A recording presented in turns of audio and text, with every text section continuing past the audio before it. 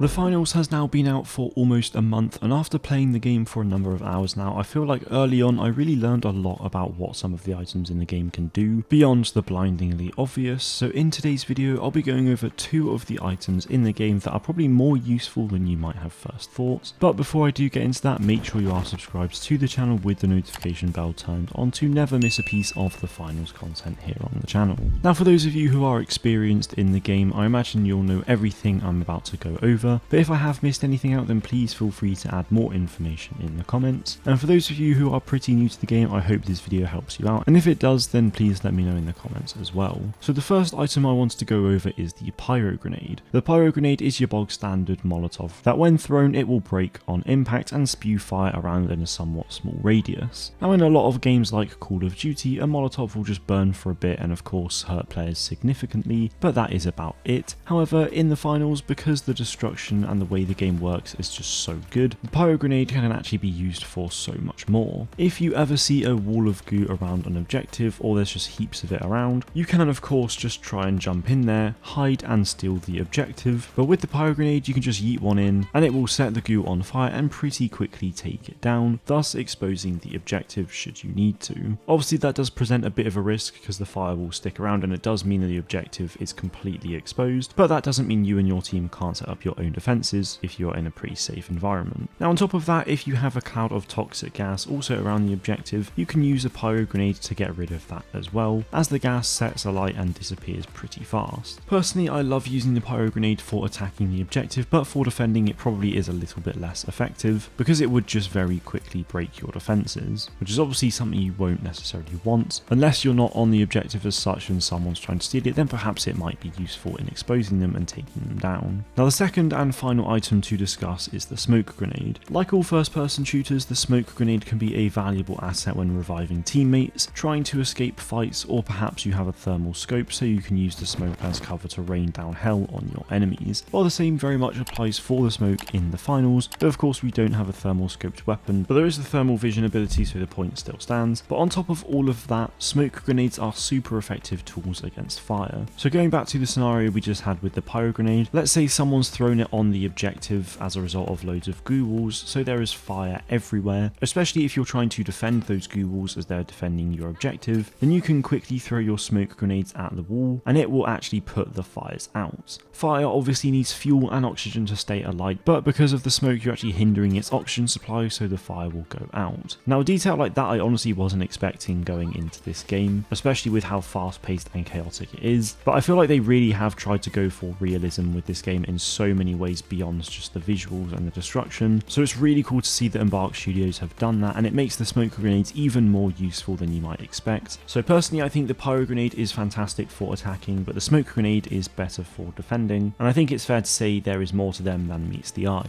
And of course there are the canisters, which I did make a video on a few weeks ago, and they very much apply the same principles as well. If you have a flammable canister it will set things on fire, and if you have a smoke canister it will take those fires out. But naturally they're not always going to be on hand for you to use, so I think it's definitely worth keeping these items on your mind. So like I said at the start of the video, let me know if you found this useful, or if I missed any details out, then please feel free to let me know as well. This video is very much intended as a guide for those who are fairly new to this game, so if you'd like to see any other guides on the finals, then please feel free to let me know in the comments as well. That is going to be it from me today though guys, thank you all very much for watching and I'll see you in the next video.